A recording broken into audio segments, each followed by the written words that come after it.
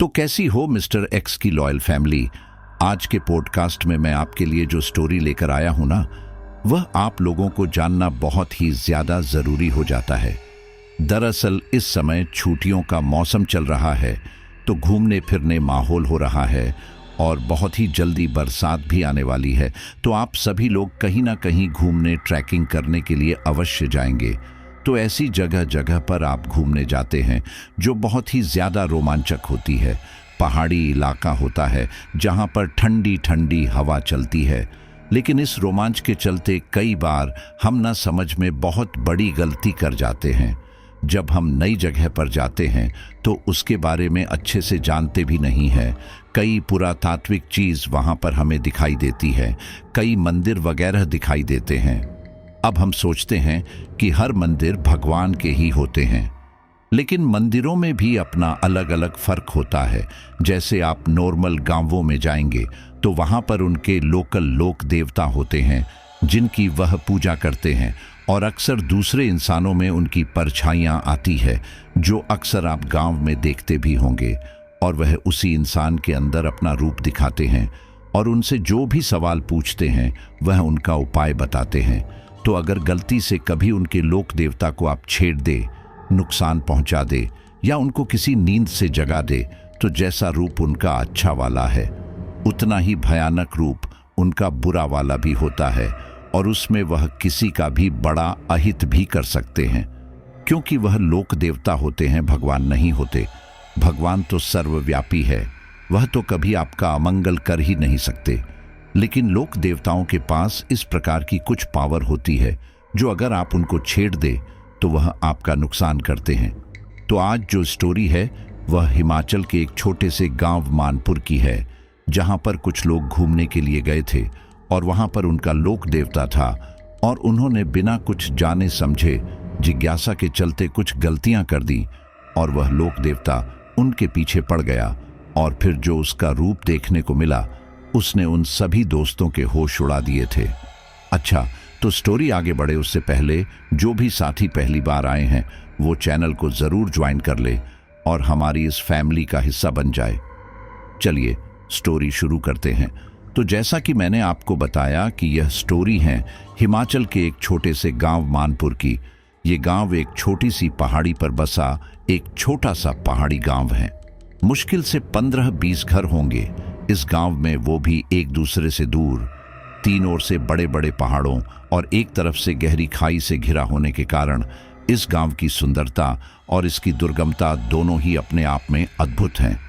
बस यही कारण है कि कम आबादी एवं अपने मनोरम प्राकृतिक वातावरण के चलते ये गांव ट्रैकिंग टूरिज्म का गढ़ बन चुका है। अक्सर लोग यहाँ ट्रैकिंग और कैंपिंग के लिए जाया करते हैं। ये कहानी भी एक ऐसे ही ग्रुप की है जो जंगल के गहरे हिस्से में ट्रैकिंग पर निकले थे। वे अपने साथ कैमरे, खाने पीने की चीजें और एडवेंचर की सारा सामान लेकर चले थे। लोगों के घरों से दूर जंगल के बीच में उन लोगों ने अपना कैंप लगाया और फिर रात को कैंप फायर जलाकर उसके सराउंडिंग बैठकर गाते बजाते अपनी इस ट्रिप को एंजॉय कर रहे थे। वो रात उन्होंने फुल एंजॉय करते हुए बीता दी। अगले दिन उनका ट्रैक पर जाने का प्लान था और अपने इस प्लान को लेकर वो सब बहुत ज्यादा एक्साइटेड थे। उस ग्रुप में 6 लड़के शामिल थे, मनीष, आलोक, कुणाल, अतुल, प्रवीण और प्रशांत। वे सब आपस में दोस्त भी थे और कलीग भी। वीकेंड एंजॉय करने के लिए उन लोगों ने ये प्लान बनाया था जो काफी अच्छा और सक्सेसफुल भी रहा। लेकिन सिर्फ उस एक रात तक आगे क्या होने वाला था ये बात उन लोगों में से कोई नहीं जानता था। दूसरे दिन सुबह अपने प्लान के मुताबिक रेडी होकर वे 6 ट्रैकिंग के लिए निकल पड़े।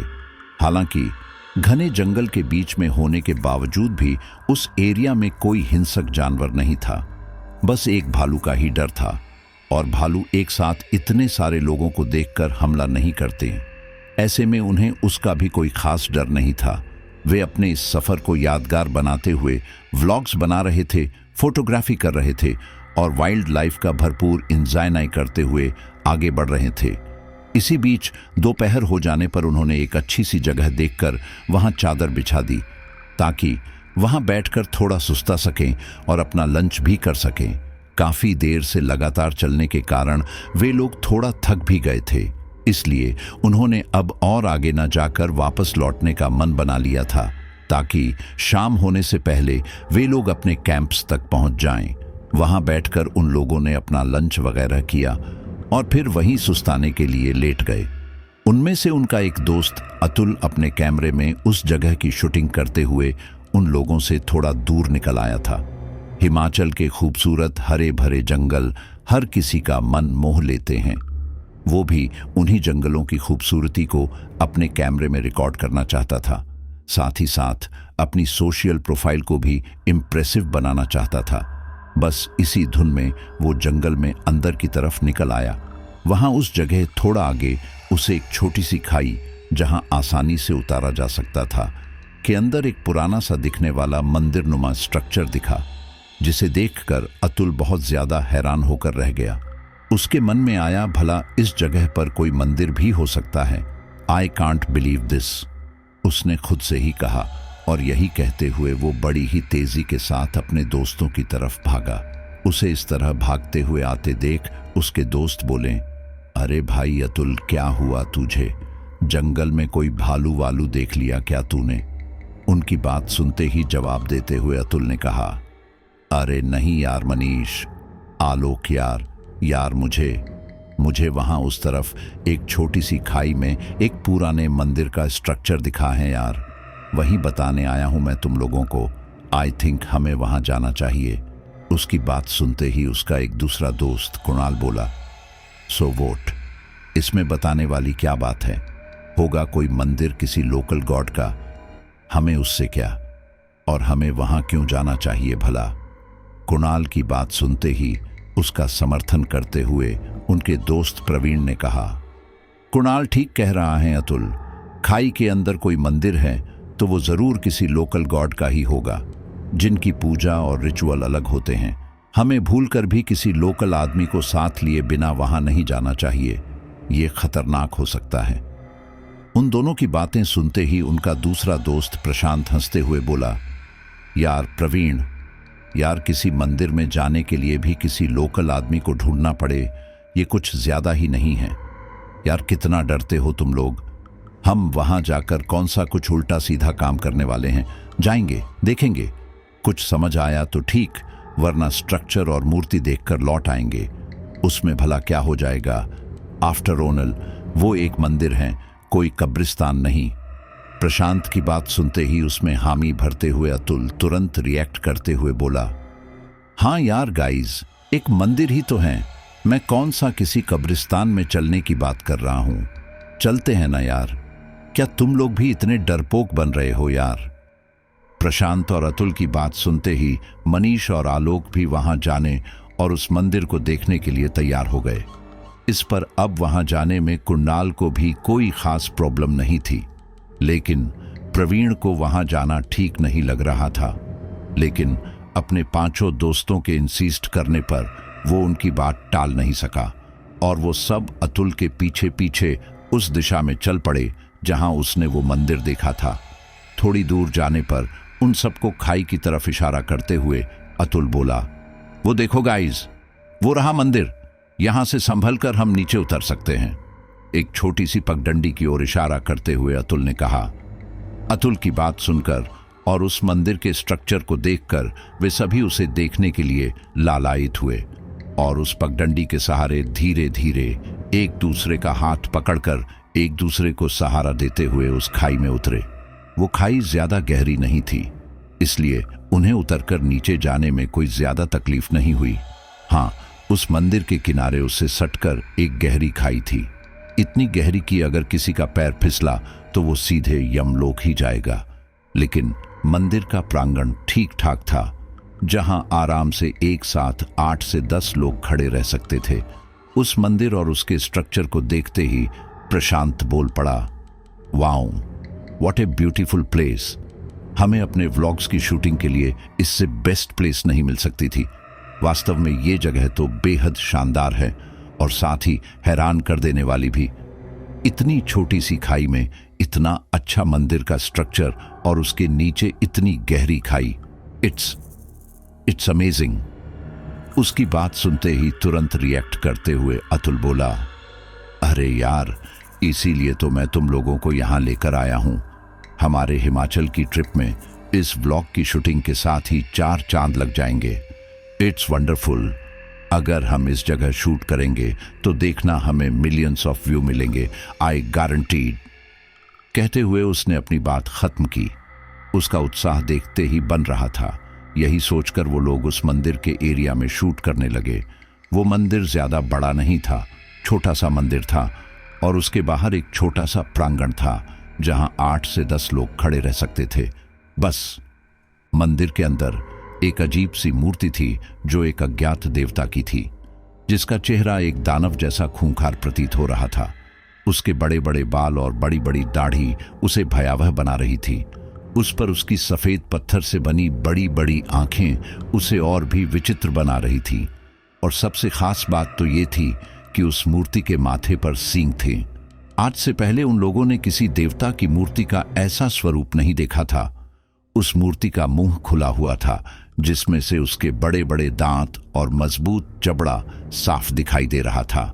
वो मूर्ति किसी देवता से ज्यादा किसी दानवी स्वरूप वाली दिखाई पड़ रही थी। उस विचित्र मूर्ति को देखकर वे सब हैरान होकर रह गए और उसे देखते हुए कुणाल बोला, अरे यार, समझ नहीं आता ये किस देवता की मूर्ति है भाई। आज से पहले तो हमने ऐसी मूर्ति कभी देखी ही नहीं।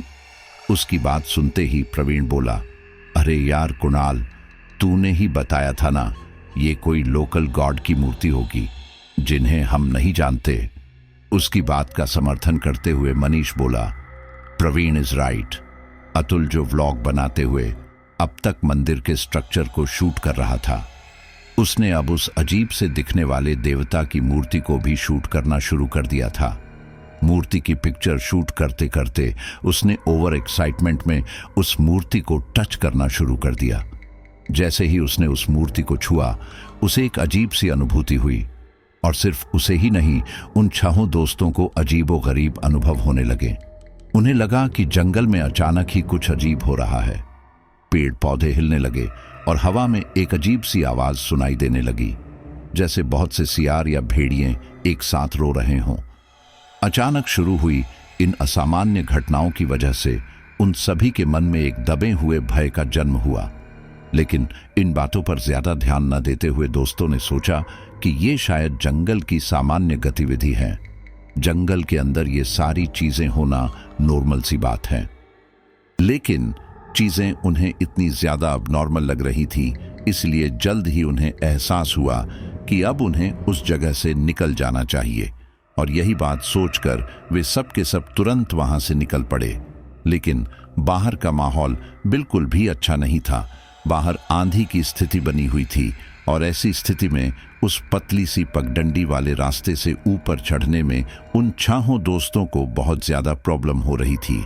लेकिन उस बिगड़ते हुए माहौल में वे सब के सब जल्दी से जल्दी अपने कैंप तक पहुंचाना चाहते थे, ताकि मौसम खराब होने से पहले यह सुरक्षित अपने शामियाने तक पहुंच जाए। लेकिन उस अंधड़ में उनके लिए यह बहुत ज्यादा रिस्की फैक्टर हो गया था, उस खाई से निकलकर अपने कैंप तक पहुंचना। उस अंधड़ में उन्हें लग रहा था कि वे जंगल में खो गए हैं। वे अपने रास्ते से भटक गए थे और अब उन्हें नहीं पता था कि वे कहाँ हैं। जंगल में अंधेरा होने लगा था और दोस्तों को डर लगने लगा था। वे एक दूसरे का हाथ पकड़कर एक दूसरे को ढांढस बंधाते हुए चलने लगे, लेकिन उन्हें लग रहा था कि कोई उनका पीछा कर रहा है। ये एहसास उनके लिए साक्षात मौत का सामना करने जितना भयानक था। वहीं दूसरी ओर शाम ढलने लगी थी, जिसकी वजह से उनका डर और बढ़ गया था। तभी अचानक उन्हें एक आवाज सुनाई दी जो उनके नाम ले रही थी। वे समझ नहीं पा रहे थे कि आखिर ये आवाज कहां से आ रही है, लेकिन उन्हें लगा कि ये आवाज उन्हें बुला रही है, जिसकी वजह से उन सब के मन में डर की इंतहा इतनी हो गई थी कि वे एक दूसरे का हाथ पकड़कर बदहवास भाग रहे थे।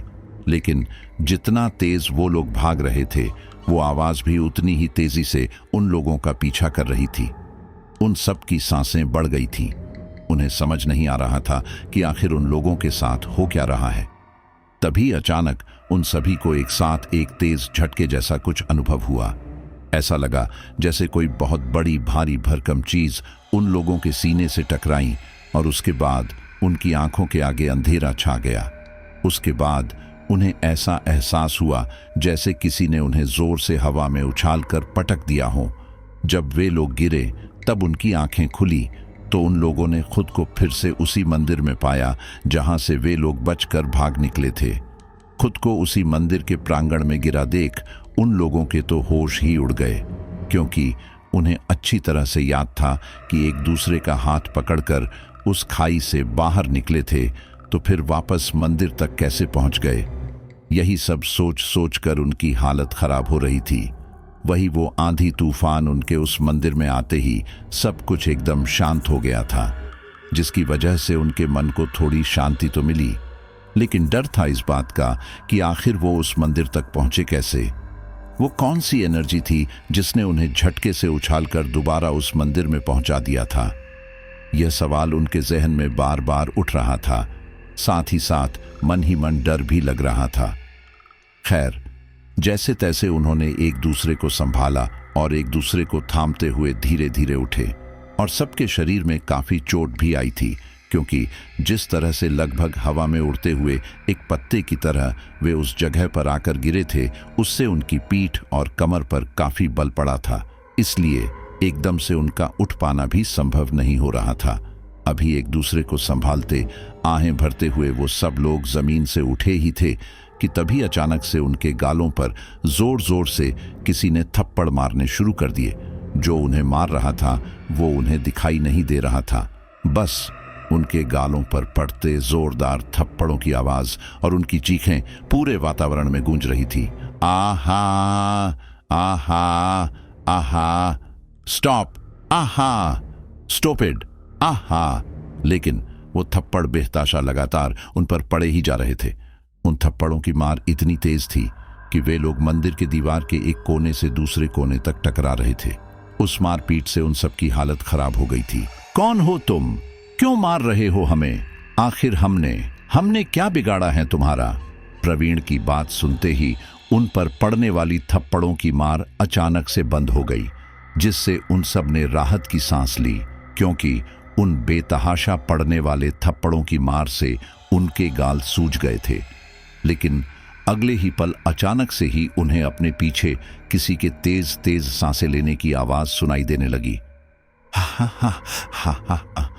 ऐसा लग रहा था कि कोई उनके साथ ही खड़ा गहरी गहरी लंबी लंबी सांसें ले रहा है, लेकिन उन्हें वहां कोई भी दिखाई नहीं दे रहा था। बस वो आवाज सुनाई दे रही थी लगातार, और उस आवाज से वे लोग कुछ समझ पाते इससे पहले ही उनका दोस्त अतुल, जो उस मंदिर की एक दीवार के पास डर के मारे दुबक कर बैठा हुआ था, अचानक जोर जोर से अपना सिर धुनने लगा। जब उसके दोस्तों ने ध्यान से उस आवाज को सुना, तब उन्हें समझ में आया कि वो आवाज अतुल के ही अंदर से आ रही थी, जिसे सुनकर वे लोग बेहद डर गए थे। लेकिन फिर भी हिम्मत करते हुए मनीष ने सहमते हुए धीरे से जाकर अतुल के कंधों पर हाथ रखकर उसे पुकारते हुए कहा, अतुल, अतुल, क्या हुआ तुम्हें?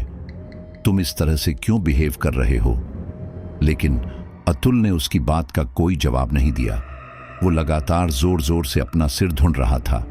इनफैक्ट मनीष के सवाल करने से उसके ढूंढने की स्पीड और बढ़ गई थी। साथ ही साथ वो जोर जोर से सांसें ले रहा था, लंबी लंबी सांसें, जिनकी आवाज उन सब दोस्तों की रूह कंपा रही थी। वे लोग पहले से ही काफी ज्यादा डरे हुए थे। ऐसे में अतुल का यह बिहेवियर उन्हें और ज्यादा परेशान कर रहा था। बस इसी बात से निराश होते हुए मनीष ने एक बार फिर अपने सवाल को दोहराया। मनीष ने अतुल की तरफ देखते हुए लगभग चिल्लाते हुए कहा, क्या कर रहे हो यार Atul? Please try to understand, बंद करो ये सब। उसकी बात सुनते ही अतुल का ढूंढना रुक गया और उसने उसी गुस्से से मनीष की तरफ देखा। उस वक्त उसकी आंखों में ऐसी खूंखार लाली छाई हुई थी जैसे इस समय उसकी आंखों में खून उतर आया हो। उसे अपनी तरफ इस तरह से देखते हुए मनीष बेहद डर गया और वो भागते हुए तुरंत अपने दोस्तों के पास जा पहुंचा। उस वक्त अतुल की आंखें बड़ी बड़ी और लाल लाल नजर आ रही थी। उन्हें देखकर ऐसा लग रहा था कि उसकी आंखों में खून उतर आया हो। वो खून की प्यासी हो गई हो। उसकी आंखों पर छाई उस लालिमा को देखकर सारे दोस्त बेहद डर गए। उन्हें समझ ही नहीं आ रहा था कि उनके साथ अचानक ये सब हो क्या रहा है और क्यों हो रहा है। ऐसे में हिम्मत दिखाते हुए एक बार फिर अतुल की ओर देखते हुए कहा, ये सब क्या है अतुल, क्या कर रहे हो तुम? प्रवीण का सवाल सुनते अतुल और जोर जोर से अपना सर ढूंढने लगा और लंबे लंबे सांस छोड़ते हुए हा हा हा हा हा हा की आवाजें निकालते हुए बोला, क्यों जगाया मुझे, क्यों जगाया मुझे? उसके मुंह से उस बेहद डरावनी आवाज को सुनकर सारे दोस्त डर के मारे दहशत में आ गए, क्योंकि अतुल के मुंह से आने वाली आवाज उसकी आवाज थी ही नहीं। उसकी आवाज में अजीब सा भारीपन और कर्कशता थी। उसके साथ साथ वो लगातार अपना सिर भी ढूंढ रहा था, वह भी बहुत जोर जोर से। उन सभी दोस्तों ने ऐसी चीज अपनी जिंदगी में पहली बार देखी थी। उन्हें समझ ही नहीं आ रहा था कि वे इस सिचुएशन को कैसे हैंडल करें, अतुल को कैसे संभाले। वही अतुल पर बस एक ही धुन सवार हो गई थी।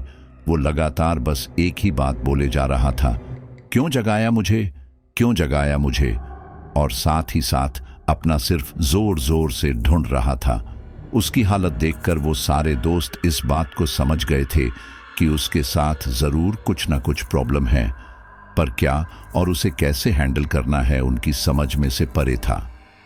ऐसे में हिम्मत दिखाते हुए प्रवीण ने उसे टच करने की एक नाकाम कोशिश की, जिसका खामियाजा उसे एक बेहद जोरदार झटका के साथ मिला। अतुल ने अपने हाथ से जोरदार झटका देते हुए उसे उछालकर दूर दीवार की तरफ पटक दिया और जोर जोर से चिल्लाने लगा, चले जाओ यहां से, वरना मैं मार दूंगा सबको। दूसरे दोस्तों ने जाकर प्रवीण को संभाला और उसकी तरफ देखते हुए कुणाल बोला, यार प्रवीण, अतुल के साथ कुछ ना कुछ प्रॉब्लम हो गई है यार, हम इसे ठीक नहीं कर सकते हैं। आई थिंक हमें यहां से निकल जाना चाहिए, इससे पहले कि ये मुसीबत हमारी तरफ बढ़े। हमें यहां से निकल जाना चाहिए। अभी कुणाल की बात खत्म ही हुई थी कि उसे फटकारते हुए आलोक बोला, व्हाट रबीश कुणाल, हम ऐसी हालत में अतुल को इस जगह पर अकेले नहीं छोड़ सकते। वो हमारा दोस्त है, हम उसे इस तरह से नहीं छोड़ सकते, समझे तुम? आलोक की आवाज में गुस्सा साफ नजर आ रहा था। मनीष, प्रशांत और प्रवीण भी उसकी बात का समर्थन करते हुए बोले, आलोक बिल्कुल ठीक कह रहा है कुणाल, हम अतुल को इस हालत में छोड़कर नहीं जा सकते। चाहे जो भी हो, हम उसे साथ लेकर ही जाएंगे। उन चारों की बातें सुनते ही उनकी तरफ देखते हुए कुणाल बोला, बट कैसे ले जाओगे तुम इसे? इसकी हालत देख रहे हो, कुछ हो गया है इसे, कुछ घुस गया है इसके अंदर, और वैसे भी ये सारा बखेड़ा इसी का खड़ा किया हुआ है। ना तो ये हमें यहाँ इस मंदिर में लेकर आता और ना ही हमारे साथ ये सब हो रहा होता। जब गलती इसकी है तो भुगतेगा भी यही। हम भला इसकी खातिर अपनी जान जोखिम में क्यों डालें? तुम लोगों को चलना है तो चलो, नहीं तो मैं जा रहा हूं। उन लोगों के सामने अपनी बातें स्पष्ट करते हुए कुणाल ने कहा। उसका ये रूप देखकर सारे दोस्त हैरान होकर रह गए कि आखिर वो इतना स्वार्थी कैसे हो सकता है। लेकिन अंततः कुणाल ने अपना असली रूप दिखा ही दिया। जब दोस्तों ने उसके साथ चलने से मना कर दिया तो वो अकेले ही वहां से निकल गया। लेकिन उसे पता नहीं था कि इस तरह अकेले जाना उसके लिए कितना ज्यादा प्रॉब्लमैटिक हो सकता था। वो तो हर हाल में बस वहां से निकल जाना चाहता था ताकि अपनी जान बचा सके, खुद को सेफ रख सके। पर जब इंसान के दिमाग पर स्वार्थ हावी हो जाता है तो उसका पतन होना फिर निश्चित ही होता है। अपने दोस्तों को मुसीबत में छोड़कर कुणाल सिर्फ अपने बारे में सोचकर उस जगह से तो निकल गया था, लेकिन उसे पता नहीं था कि कितनी बड़ी मुसीबत उसके पीछे पीछे आ रही है। उस पगडंडी वाले रास्ते से चलकर कुणाल उस खाई से ऊपर निकल आया। वो लगातार अपने मोबाइल की टॉर्च के सहारे अपने कैंप की ओर आगे बढ़ रहा था। तभी उसे एहसास हुआ कि उसके साथ साथ उसके कदमों से कदम मिलाकर कोई और भी चल रहा है। पहली बार में तो कुणाल को लगा शायद ये उसका वहम है, लेकिन उस कदमताल पर गौर करने पर उसे स्पष्ट हो गया कि उसके पैरों की आवाज के साथ साथ किसी और के चलने की आवाज भी साफ सुनाई दे रही थी, जिसे सुनते ही कुणाल के होश ठंडे पड़ गए। जैसे ही चलते चलते वो रुकता, उसके साथ साथ वो आवाज भी रुक जाती, और जैसे ही वो अपने कदम आगे बढ़ाता, वो आवाज भी उसी के पैरेलल चलती जाती। यह सब देख और सुन के कुणाल के माथे से पसीना टपकने लगा। हिमाचल की सर्दी में उसे पसीना आ रहा था। डर और दहशत की इंतहा इतनी हो गई थी कि कुणाल अपनी सांसें भी दबी हुई सी आवाज में ले रहा था, या यूं कहें कि उसकी सांसें उसकी हलक में ही अटक कर रह गई थी। वो एक छोटी से छोटी आवाज भी नहीं करना चाहता था और बस जल्दी से जल्दी अपने कैंप पर पहुंचाना चाहता था। उसे लग रहा था कि कैंप में जाने के बाद वह बिल्कुल सेफ हो जाएगा। खैर, उसकी कोशिश कामयाब भी हुई और वो अपने डर पर विक्ट्री हासिल करता हुआ अपने कैंप तक पहुंच ही गया। लेकिन वहां पहुंचने के बाद तो उसके साथ चीजें और ज्यादा खराब होना शुरू हो गई। वो अपने कैंप की जीप लोक करके चार्जिंग लैंप की रोशनी में चुपचाप दुबक कर बैठा हुआ था। उसे लग रहा था कि अब वो पूरी तरह से सेफ हैं, अब उसके साथ कुछ नहीं होगा। लेकिन अगले ही पल एक जोरदार आवाज के साथ उसका ये भ्रम टूट गया। उसके कैंप में रोशनी थी, इसलिए उसे अपने कैंप के बाहर की चीजें भी थोड़ी थोड़ी दिखाई पड़ रही थी। उसी रोशनी में उसने देखा उसके कैंप के बिल्कुल सामने एक बड़ा ही विचित्र सा दिखने वाला दानव जैसा कोई आदमी खड़ा है, जिसकी हाइट कम से कम 10 से 15 फीट के आसपास थी। उसके एक हाथ में माला और दूसरे हाथ में एक बड़ा सा हंसिए जैसा कोई हथियार था। उसकी आंखें स्याह लाल और सुडौल सौष्ठव वाला गठिला बदन। उसका चेहरा न तो इंसानों से पूरी तरह मेल खा रहा था और न ही जानवरों से। उस दानव जैसे दिखने वाले आदमी को कुणाल ने अपने टेंट के अंदर से देखा था, वो भी बिल्कुल मंथर रोशनी में। बावजूद इसके उसे देखकर उसकी हालत खराब हो गई थी। डर के मारे उसका पूरा शरीर सुन्न पड़ गया था। उसके पूरे शरीर से पसीना पानी की तरह बह रहा था। धड़कनें बढ़ गई थी और रोम रोम कंपित हो उठा था। आज से पहले उसने इतना भयानक कुछ कभी नहीं देखा था।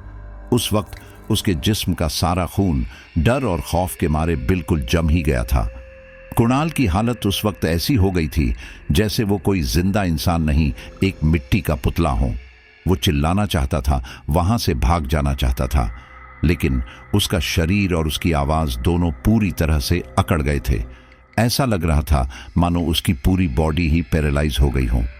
कुणाल अभी खुद को संभाल भी नहीं सका था कि तभी उसे दैत्योनुमा आकृति ने अपने तेज नुकीले नाखूनों से उसके कैंप को चीर दिया। मौत को अपने बिल्कुल सामने देखकर कुणाल के शरीर में अचानक करंट सा दौड़ गया और पता नहीं कैसे उसके सुन्न पड़ चुके शरीर में एक स्फूर्ति सी आ गई और वो चिल्लाते हुए बड़ी ही तेजी से वहां से भाग निकला। तेज कदमों से बदहवास होकर भागते हुए वो सामने किसी चीज से जा टकराया, जिससे उसकी चीख निकल गई और असहज होकर बस वो गिरने ही वाला था कि अचानक 2 मजबूत हाथों ने उसे थाम लिया। कुणाल, कुणाल, क्या हुआ? उसे संभालने वाले ने उसका नाम लेते हुए उससे पूछा। उसके मुंह से अपना नाम सुनकर और जानी पहचानी सी आवाज सुनकर कुणाल थोड़ा संभला और उसने धीरे से अपनी नजरें उठाकर उस आदमी की तरफ देखा जिसने सहारा देकर उसे गिरने से बचाया था। उस आदमी की तरफ देखते ही कुणाल की जान में जान आई, क्योंकि उसे संभालने वाले वो 2 हाथ और किसी के नहीं, उसके दोस्त प्रवीण के ही थे।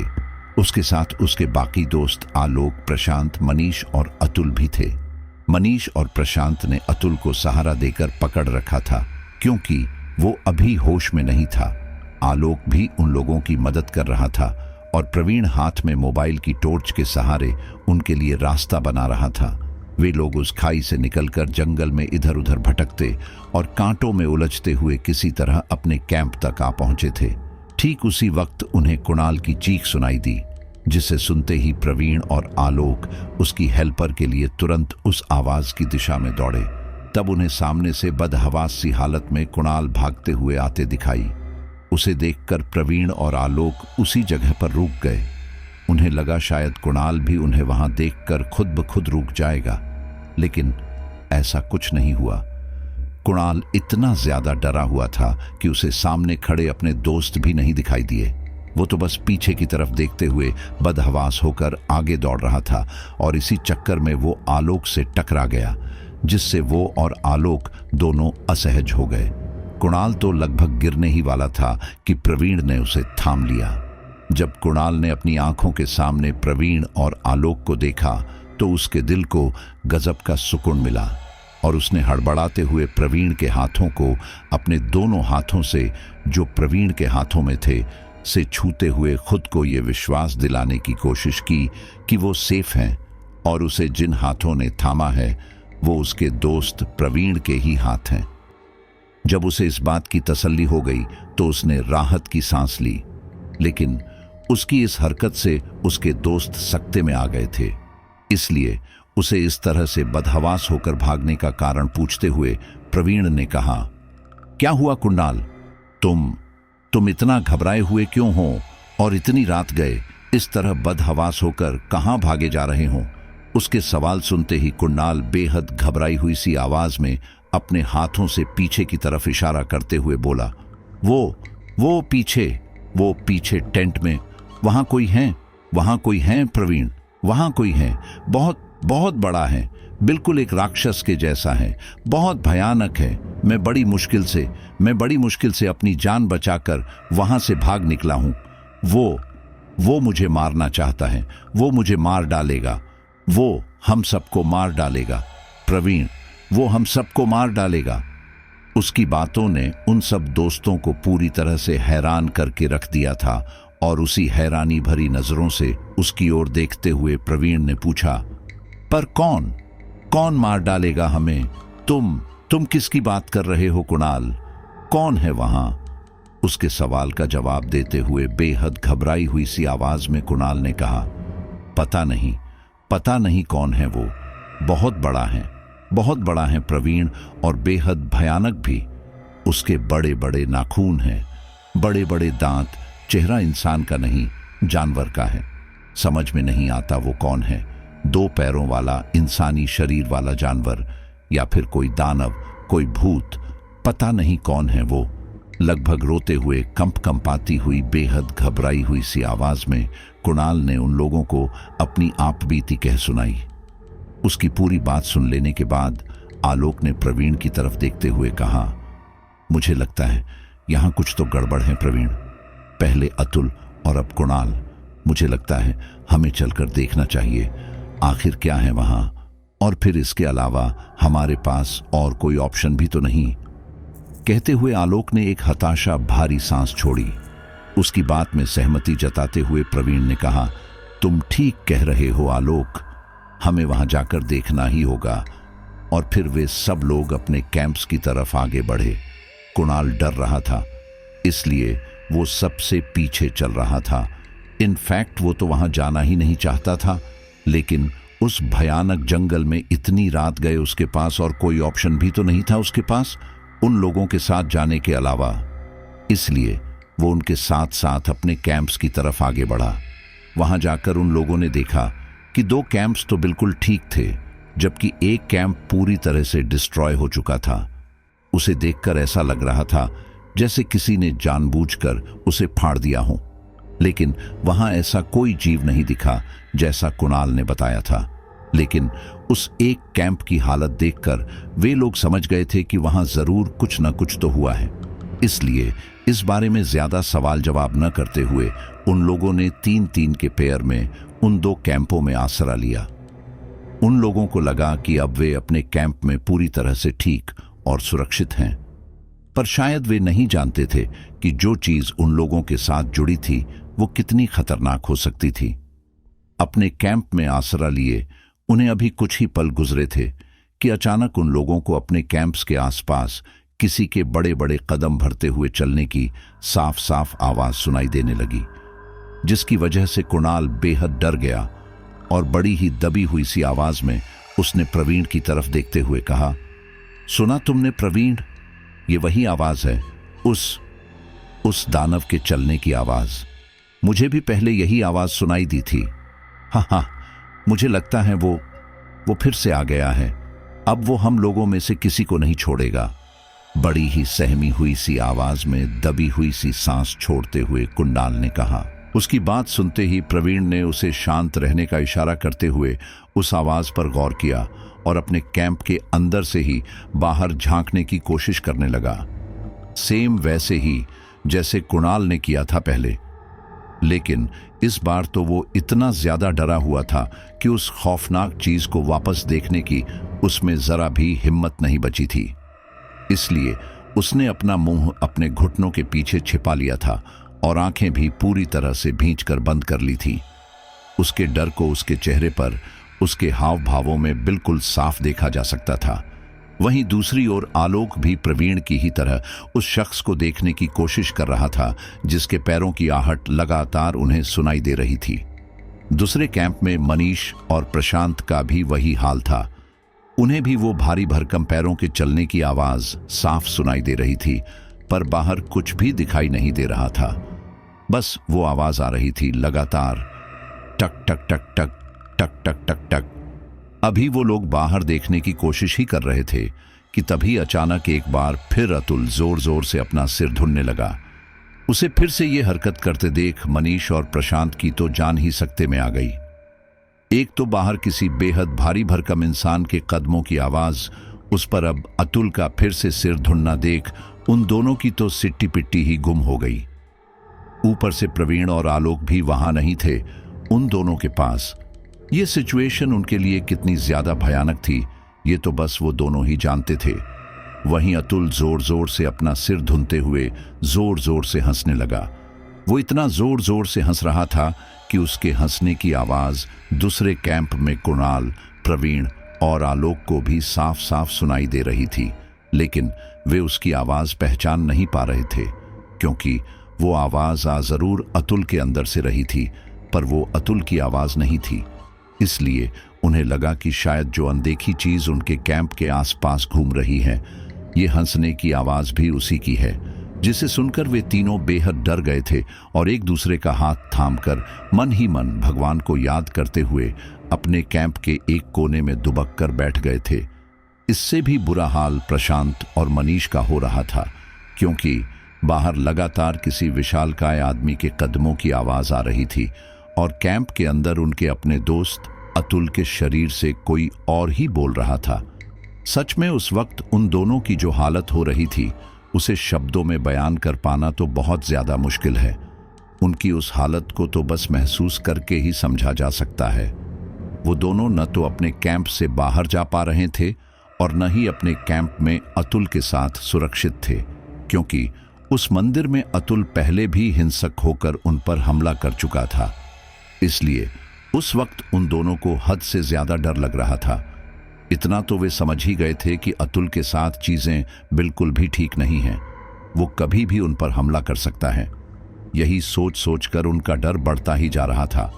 उनके शरीर से पानी की तरह पसीना टपक रहा था, कंठ सूख रहे थे, धड़कनें बढ़ गई थी, सांसें हलक में आकर अटक गई थी, माथे पर बल पड़ गए थे। वे दोनों तो बस एक दूसरे का हाथ थामे कैंप के दूसरे कोने में चुपचाप दुबक कर बैठ गए। वहीं अतुल जोर जोर से अपना सिर धुनते हुए फिर वही बात जो वो मंदिर में बोल रहा था दोहराते हुए बोला, हा, क्यों जगाया मुझे, क्यों जगाया मुझे। जब ये आवाज प्रवीण, कुणाल और आलोक के कानों में पड़ी तो वो तीनों भी समझ गए कि अतुल के साथ फिर से चीजें अब नॉर्मल होना शुरू हो गई हैं। वो जोर जोर से हंसने की आवाज भी उसी की है। अब तो वो जोर जोर से बोल रहा था, मुझे बलि चाहिए, मुझे बलि चाहिए। अतुल के मुंह से ये सारी बातें सुनने के बाद वे लोग इतना तो समझ गए थे कि जो कुछ भी शुरू हुआ है वो उन लोगों के उस मंदिर में जाने के बाद से ही हुआ है। ये जो कोई भी एनर्जी है उस मंदिर से जुड़ी हुई है। लेकिन अब क्या? वे लोग तो इन सब चीजों के बारे में कुछ भी नहीं जानते थे, तो फिर कैसे उसका सामना करें जो उनकी आंखों के आगे होते हुए भी सामने नहीं है? कैसे बचाएं खुद को और अपने दोस्त अतुल को इन सब चीजों से जो पूरी तरह से उस पारलौकिक शक्ति के कब्जे में था? जब अतुल के शरीर से आने वाली आवाजें बहुत ज्यादा उग्र हो गई, तब प्रवीण ने उसके कैंप में जाने का फैसला किया। उसकी मुंह से ये बात सुनते ही आलोक और कुणाल की तो सांसें ही अटक गईं। बेहद घबराई हुई और डर के मारे कंपाती हुई आवाज में पथराई हुई सी निगाहों से प्रवीण की ओर देखते हुए कुणाल बोला, ये तुम क्या कह रहे हो प्रवीण? पागल हो गए हो क्या? अतुल के कैंप में जाने के लिए हमें अपने कैंप से बाहर निकलना पड़ेगा और बाहर वो भयानक राक्षस हैं। वो मार डालेगा हमें। आलोक ने भी उसकी बात में अपनी सहमति जताते हुए कहा, कुणाल ठीक कह रहा है प्रवीण, तुमने सुना नहीं अतुल के मुंह से क्या आवाज आ रही है? उसे बलि चाहिए। बलि? तुम समझ रहे हो ना इसका क्या मतलब है? वो जो कोई भी एनर्जी है वो हम सबके खून की प्यासी हैं। हमने उस मंदिर में जाकर बहुत बड़ी गलती है। मुझे नहीं लगता कि अब हमें इस कैंप से बाहर जाकर एक और बड़ी गलती करनी चाहिए। लेकिन मनीष और प्रशांत का क्या आलोक? वो दोनों तो उस खौफनाक एनर्जी के साथ मौजूद हैं उस कैंप में। अगर अतुल के अंदर बैठी उस पैशाचिक शक्ति ने उन्हें कोई नुकसान पहुंचा दिया तो खतरा तो हमें इस कैंप के अंदर भी उतना ही है जितना कि बाहर। इसकी क्या गारंटी है कि वो दानव, राक्षस, भूत जो कोई भी है वो इस कैंप के अंदर नहीं आएगा? उसने कुणाल पर हमला कैंप के अंदर होते हुए ही किया था ना। अगर उसे हमें मारना ही है तो वो कैंप के अंदर आकर भी हमें मार सकता है। कौन रोकेगा उसे?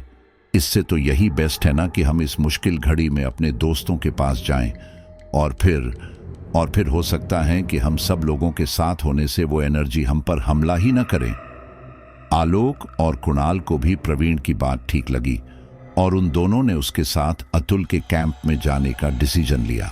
उन लोगों ने यह डिसीजन ले तो लिया था, लेकिन कैंप की जीप खोलने से पहले मन ही मन उन्हें बेहताशा डर का अनुभव हो रहा था।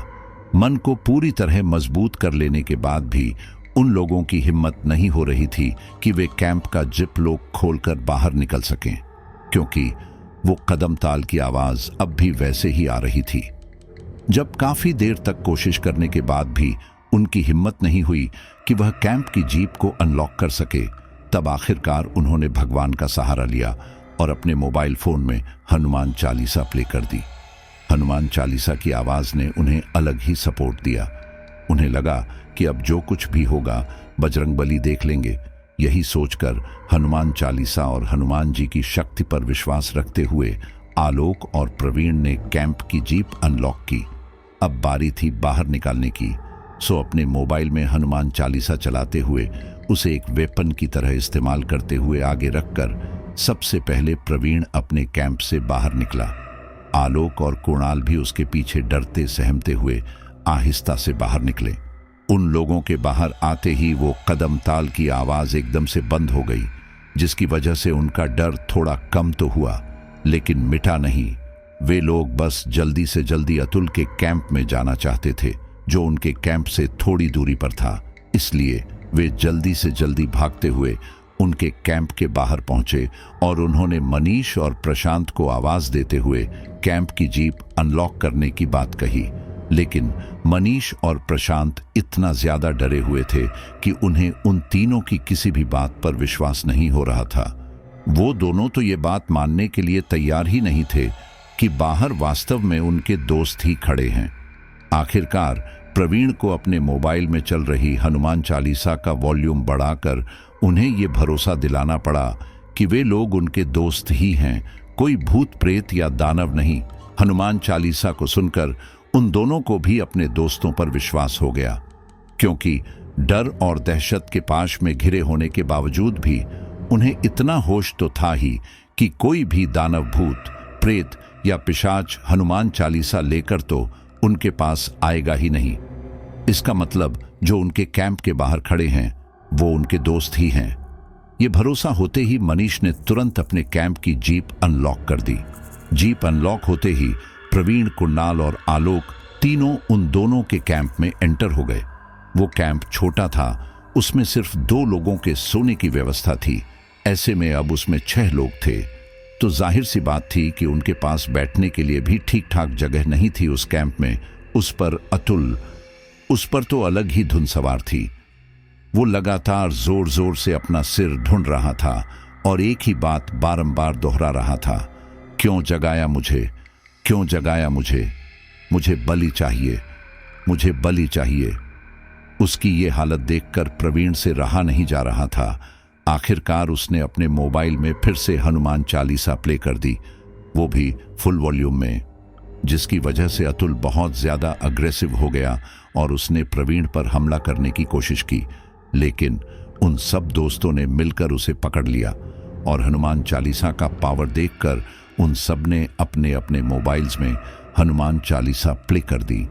साथ ही साथ वे लोग जितना समझ पा रहे थे खुद भी उसका उच्चारण करने लगे, जिसकी वजह से अतुल के शरीर में जो पारलौकिक शक्ति थी उसकी ताकत कम पड़ने लगी। अतुल का सिर धुनना कम होने लगा और कम होते होते वो पूरी तरह से निढाल होकर गिर गया और ऑलमोस्ट बेहोश ही हो गया। उसके बाद तो उन लोगों ने पूरी रात हनुमान चालीसा के भरोसे ही बिताई और सुबह होते ही प्रवीण ने सबसे पहले उस आदमी को कॉल किया जिसने उस गांव के पास कैंपिंग में उन लोगों की मदद की थी। वो गांव का लोकल बंदा था, हरिराम। लेकिन कुणाल और आलोक का मानना था कि उन्हें उस जगह को जल्दी से जल्दी छोड़ देना चाहिए। अगर वो लोग वहां से चले जाएंगे तो फिर उनके साथ कुछ भी नहीं होगा।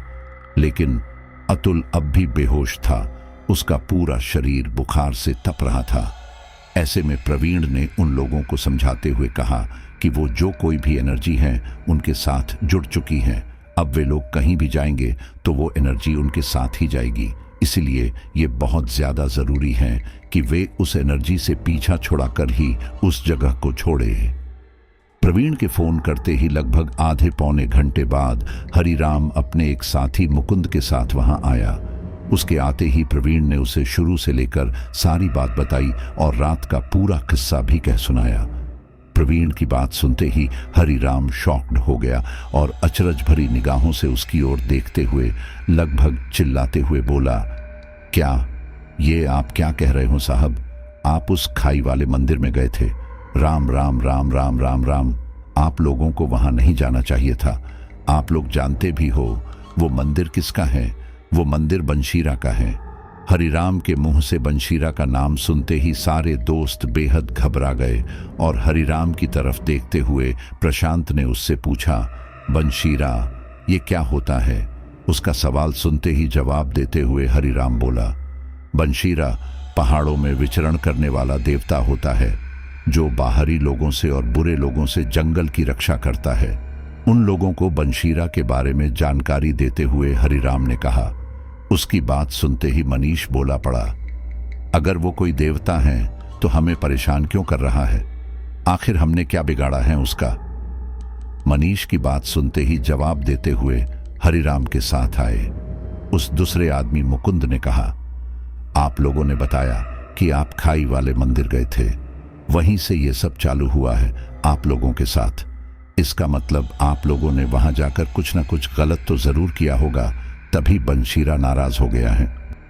मुकुंद की बात सुनते ही सब दोस्त सोचने लगे कि आखिर उन लोगों ने वहां जाकर ऐसा क्या कर दिया जिससे बंशीरा नाराज हो गया। इसी बारे में सोचते हुए और अतुल के मुंह से बंशीरा के बोले शब्दों को याद कर उन पर गौर करते हुए अचानक ही प्रवीण को ध्यान आया कि बातों बातों में अतुल ने जाकर बंशीराम की मूर्ति को टच कर दिया था। शायद उसी वजह से वो जागृत हो गई और बंशीरा उस पर सवार हो गया। उसने ये बात हरिराम और उसके साथी मुकुंद को बताई और उन दोनों से इस समस्या से बाहर निकलने का उपाय पूछा। उसकी बात सुनते ही हरिराम बोला, अरे साहब, आप लोगों ने बंशीरा को छेड़कर बहुत बड़ी गलती कर दी है। उसके दो रूप हैं, एक रूप में वो देवता है तो उग्र हो जाने पर किसी दानव से कम भी नहीं, वो इतनी आसानी से छोड़ेगा नहीं आप लोगों को। हरिराम की बातें सुनते ही तुरंत रिएक्ट करते हुए प्रशांत बोला, अरे हरिराम, जो कुछ भी हुआ वो हम लोगों ने जानबूझकर नहीं किया, बस हम तो अपनी क्यूरोसिटी के चलते वहां गए थे। हम देवता का अपमान करने नहीं गए थे। अगर हम फिर से वहां जाकर बंशीरा से माफी मांग लें तो क्या वो हमें माफ नहीं करेगा? अरे भगवान भी 100 गलतियां माफ करते हैं, फिर ये तो छोटे से देवता हैं। उसकी बात सुनते ही हरिराम हंसते हुए बोला, अरे साहब, किसी सरकारी अफसर के ऑफिस गए हो क्या कभी? अगर गए हो तो आपको पता होगा, वहां अफसर से ज्यादा टनी तो वहां के बाबू ठोकते हैं और चपरासी की तो पूछो ही मत। भगवान और देवता में फर्क होता है, और उसमें भी बड़े देवी देवता जैसे इंद्र, अग्नि, पवन, वरुण जैसे देवों और छोटे छोटे क्षेत्रों और थानों स्थान के देवी देवताओं में बहुत बड़ा अंतर होता है। बड़ों से आपको आसानी से माफ़ी मिल जाया करती है, पर छोटे छोटे थानों के देवी देवता आसानी से माफ़ नहीं करते। हरिराम की बात सुनते ही तुरंत उस पर रिएक्ट करते हुए आलोक ने कहा, तो अब हम लोग क्या करें? आलोक का सवाल सुनते ही जवाब देते हुए हरिराम का साथी मुकुंद बोला, माफ़ी आसानी से तो नहीं मिल सकती, पर अगर आप लोग बनशीरा की बात मानकर उसे बलि दे दें तो शायद वो आप लोगों को छोड़ देगा। मुकुंद की बात सुनते ही प्रशांत घबराते हुए बोला, अरे भाई क्या बोल रहे हो? पागल हो गए हो क्या? बलि दे दे? बलि कहां से दे? वो तो हम लोगों में से किसी एक को मार डालेगा, या फिर हमें किसी और को। नहीं नहीं, तुम तो बिल्कुल मरवाने की बात कर रहे हो भाई। उसे इस तरह से घबराते हुए देख हरिराम उसे शांत करते हुए बोला, अरे साहब, पहले पूरी बात तो सुन लीजिए। बलि देने का मतलब है किसी जानवर की बलि, किसी बकरे या भैंसे की बलि, जो भी जिसकी भी डिमांड बनशीरा करेगा हमें उसकी बलि देनी पड़ेगी। लेकिन उसके लिए भी उसे राजी करना पड़ेगा, और ये काम सिर्फ एक ही आदमी कर सकता है, वो हैं काका।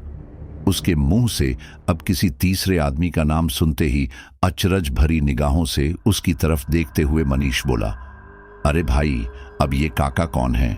और वो बनशीरा जैसे समझ में नहीं आता दानव कहूं या देवता को कैसे राजी करेगा? उसका सवाल सुनते ही जवाब देते हुए हरिराम बोला, वो बनशीरा का चेला है, उस पर बनशीरा की सवारी आती है। ये सुबह का वक्त है, अभी वो उसी मंदिर में मिलेगा। आप लोग चलिए हमारे साथ, हम बात करते हैं उससे।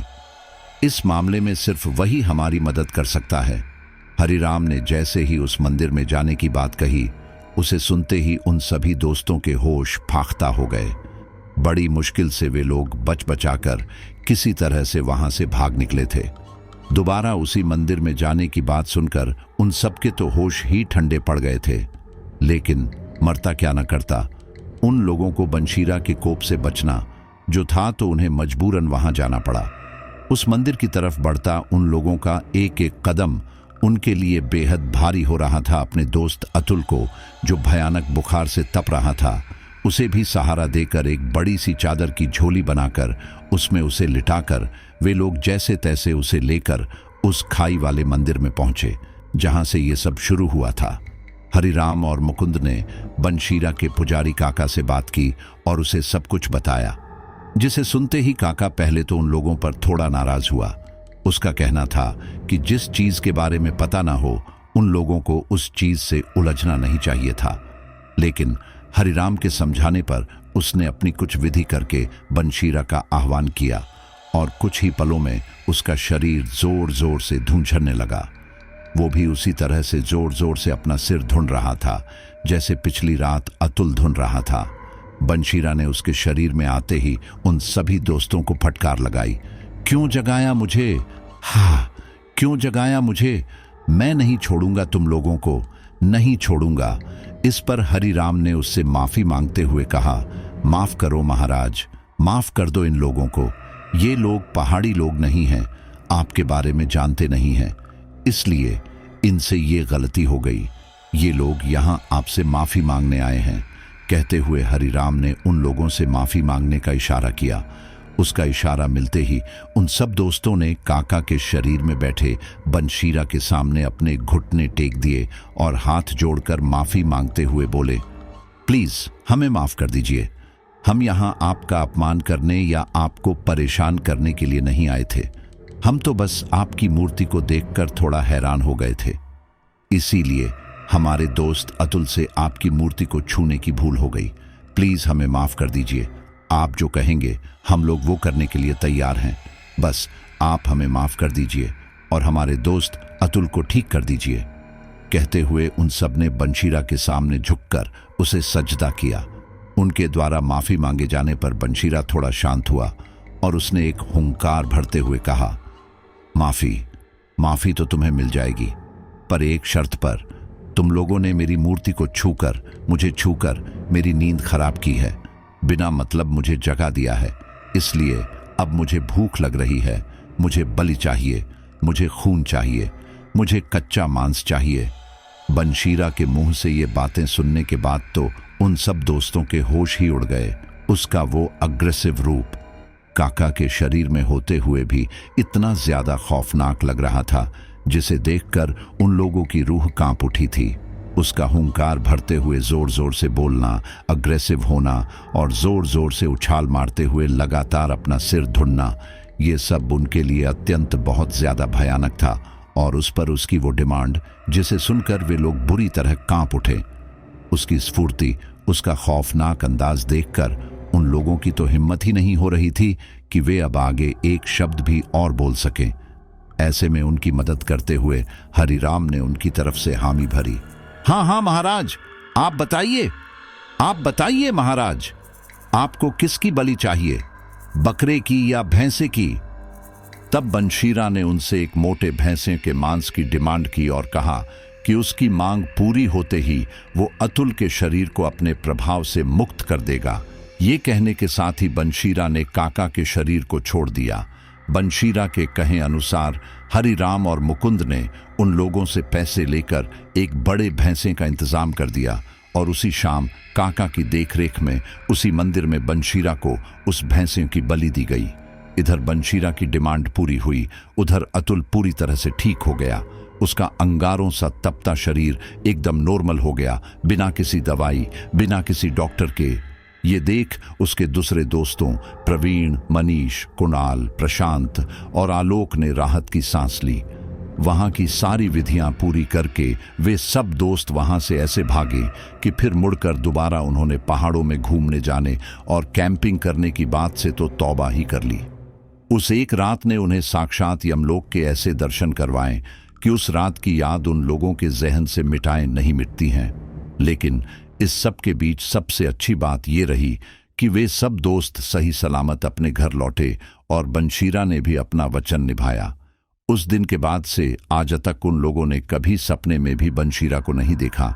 लेकिन हाँ, इस सब के बीच 60-70 हजार का भैंसा जरूर गले पड़ गया, जिसकी वजह से उन सब लोगों की जान बची।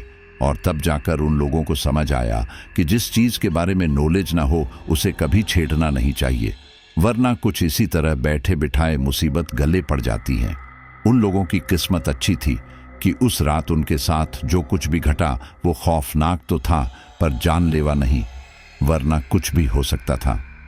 यही बात सोच सोचकर वे सब दोस्त आज भी उतना ही खौफ खाते हैं जितना डर उन्हें उस रात लगा था। तो साथियों, यही है कि आपको अक्सर नई जगह पर जाने से पहले उन चीज़ों का अच्छी तरह से रिसर्च कर लेना चाहिए। और हिमाचल के पहाड़ी इलाकों के बारे में तो मैंने आपको उससे पहले भी काफ़ी स्टोरी बताई है, जो काफ़ी हद तक रियल ही थी, और यह स्टोरी भी काफ़ी हद तक रियल है। कुछ दोस्तों का एक्चुअल में वहाँ पर अनुभव रहा है। हालांकि इसमें सबसे अच्छी बात यह रही कि उनमें से सभी दोस्तों की जान बच गई, किसी को कोई नुकसान नहीं हुआ और आगे के लिए उनको अच्छा सबक भी मिल गया। चलिए अब अपने कुछ साथियों के नाम लेते हैं। पुष्पा राणा नागपुर, चेतन ठकोर गुजरात, जितेंद्र गोपाल सर, अक्षय राजस्थान, रितेश गुजरात, अनीता यादव भोपाल, शर्मा जी कुशाई, विकास शर्मा जम्मू। सभी का कोटि कोटि धन्यवाद। मिलते हैं एक नए हॉरर अनुभव के साथ।